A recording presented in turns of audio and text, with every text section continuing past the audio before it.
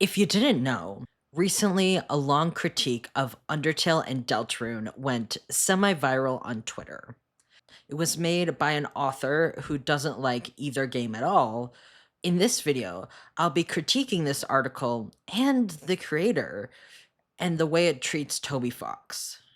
Before I go further, I want to set up some rules and disclaimers. 1. If you are in my community, you respect myself and yourself enough to not harass a person I critique.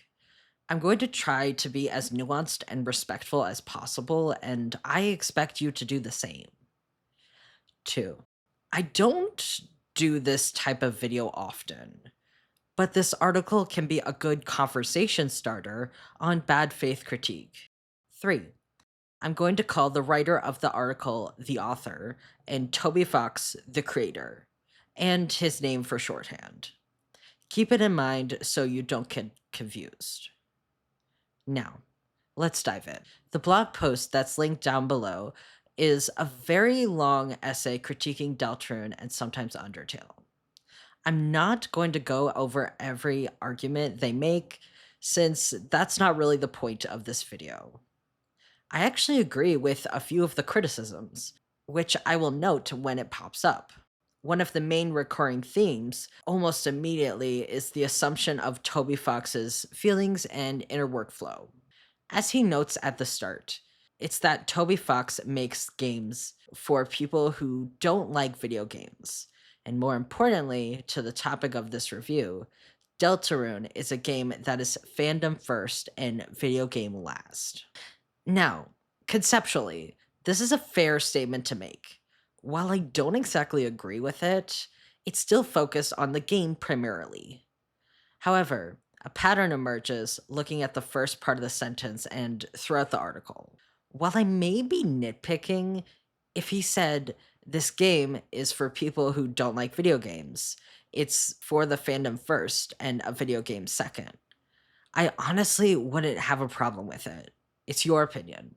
However, it ascribes a personal negative motivation to the creator rather than a critique of the actual game.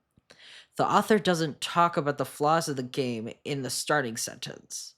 Rather, it's making a more personal slight towards Fox.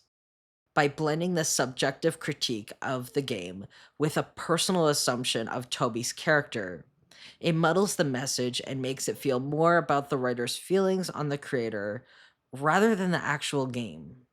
This will become a very big pattern. They state that Toby Fox will frequently write jokes in ways that do not ever provide any original commentary. While I disagree on the face of this, I don't think it's a harmful opinion to have on the game. In light of the comments that we will talk about later, this is fairly benign. It talks about Toby's actions, not exactly his personal character. It discusses the game in a way that is analytical rather than ad hominem. I will try and point out instances of the author writing critique of Toby's action in a way that is productive when I can. If you need my opinion on Toby Fox, I find that the creator is a neutral entity to the game. He is just the creator of a game that I like, and I do not claim to know him or love him. I expect him to make a great game, like he has. He is entirely too private to make a definite statement on, and I want to keep it that way. An idea posited by the author was that Deltarune was a way to prove that Toby Fox could write out of his comfort zone. And unfortunately, Chapter 2 is Toby Fox at his worst. This is, of course, interspliced with what I perceive as harsher critiques than I would agree with of the game. But what really is interesting is that they keep bringing up Toby Fox into it with the same gusto. What caught my eye is the verbiage of comfort zone. Because, as established, you do not know Toby Fox. Regardless if you don't like his work, Toby was writing and conceiving of Deltarune before Undertale. Yes, Undertale came out first. However, it's genuinely confusing to just not look into the timeline of Toby's work when you're making such an assumption about him. You could draw similarities between the two games and critique the work on your own subjective opinion on it. However, when you make assumptions about a creator's growth that disregard public information, that's where I have the issue. Next up is a statement which is a turn for the more personal. Toby is actually just embarrassed that he wrote something compelling and interesting when in reference to King being evil. Sometimes when the author doesn't appreciate a game aspect, he throws it all on Toby as an insult rather than to discuss it without the creator. Just don't think this is productive to any discussion. While other times he discusses flaws at length, he frequently undercuts it with an insult to the creator. Critique is subjective. That's why I don't care to address the meat of this article. I don't care that he doesn't like Undertale or Deltarune, but I do find it's interesting the way they went about it. I'm trying to practice what I preach here. I want to address this specific aspect of this article and not have my own positive feelings on Deltarune cloud my own judgment. Let's move on. In another assumption of motivations, it speaks to Toby Fox's refusal to put his foot down, blindly accepting what he is handed in without any further refinement. He's talking about the guest designs here, by the way. This is a weird statement. The putting his foot down comment kind of conveys that Toby is a pushover to his guest artists. It's very odd. The characters did go through many iterations. I just Googled Deltarune concept art and found a few that were posted online by Temmie, guest artists, and Toby.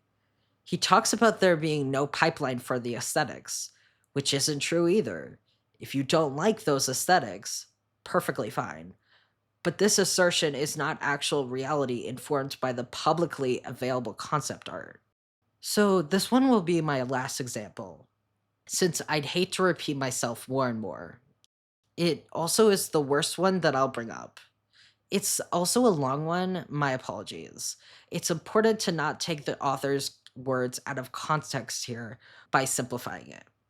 They write that, but Toby Fox does not seem capable of managing a project, considering the amount of inconsistent visual styles presented in Deltarune alongside its ridiculous development time. Deltarune, first released in 2018, is now approaching the 8-year mark of its release. Deltarune is only halfway complete.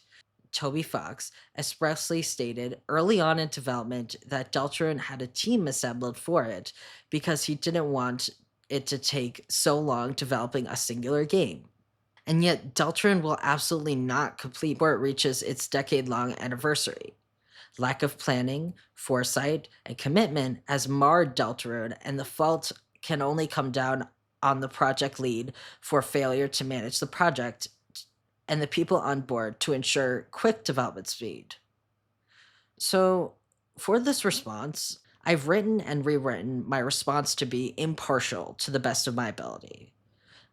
But I do find this insulting. So bear with me on this one. A few points. It's received updates and is transparent via a newsletter and is not being irresponsible in crunching the team. Crunch is an incredibly prevalent problem in the game development sphere. Why do we need to encourage it? And yes, rushing games to come out quickly to your personal expectations is encouraging crunch. It's confusing that they continually state that they know the ins and outs of this process when they don't. Neither do I, for that matter. The only reason I bring up industry concepts like crunch and timelines is because the author of this article asserts he understands exactly what the pipeline for Deltarune is and what it should be. I only went through enough to make my point clear on how negative feelings on game creators can masquerade as game criticism. Again, I do not know this person. I just think this article is bad and way too vitriolic towards Toby Fox, to the extent that it overshadows their points and muddles the actual critique they're talking about. One of those critiques I agree with is that I didn't like the Ralse plushie ad, but they went way too overboard in attacking Toby personally for it. Calling a creator shameless isn't critique, it's just a petty insult. So, why does this matter? It's because this attitude of bad art equals shitty person is everywhere. If you make something I think isn't up to par or flops on its face, then some people will think of it as a personal flaw of the creator, not the work. Let's take something personally I don't care for and I have critiques of Has Been Hotel. I don't like the constant swearing. I feel it's gratuitous and too pervasive. It's pretty annoying to me. However, that doesn't mean the Spindlehorse team are bad people that want everyone to swear all the time. I honestly don't like to make intimate value judgments for creators that make work I don't care for. I think tying a creator's personhood to the art they put online can be damaging and derails any actual critique. There are, obviously, nuances to this, of course. If, for example, your work is hateful to minorities or perpetuates stereotypes, the effect of the work speaks for itself. And nobody should have to placate artwork and media that, frankly, wants them gone. You absolutely can't critique anyone, especially people, like I said before, who harbored hatred for minorities. That same bigoted behavior can reflect in the work, but I just don't believe that this is the case all of the time. You can critique a work and its author in the same breath, but I believe that a fair amount of the time, this can lead to people to just insult a person whose work you don't like because of the work, rather than their actual personal character. When you call a creator shameless, embarrassed, deeply, deeply afraid of consequences, truly disgusting, having no self reflection, and a ton of emphasis on the creator being personally afraid of whatever you like in an RPG, it's not just being mean, it's bad critique that isn't conducive to actual discussion. In all, Toby Fox is mentioned 348 times in this article. That's more than Chris, Susie, and Rose being mentioned all combined. That is frankly too much for what claims to be a critique on Deltarune and Undertale. Anyways, thank you for watching this video. I don't think this person is bad or an angel or should be sent to hell. They made an article that I don't like, and that's whatever. Please be normal.